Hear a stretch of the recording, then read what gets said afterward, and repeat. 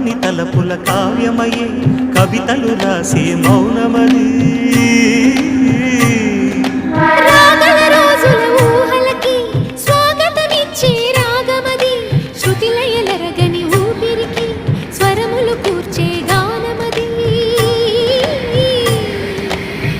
ఋతువుల రంగులు మార్చేది కల్పన కలిగిన మది భావం బ్రతుకును పాటగా మలిచేది మనసున కదిలిన మృదునాదం కలవని దిక్కులు కలిపేది నింగిని నేలకి దింపేది తనే కదా మారది క్షణాలకే సారథి మనస్సనేది అహో ఒక మనసుకు నేడే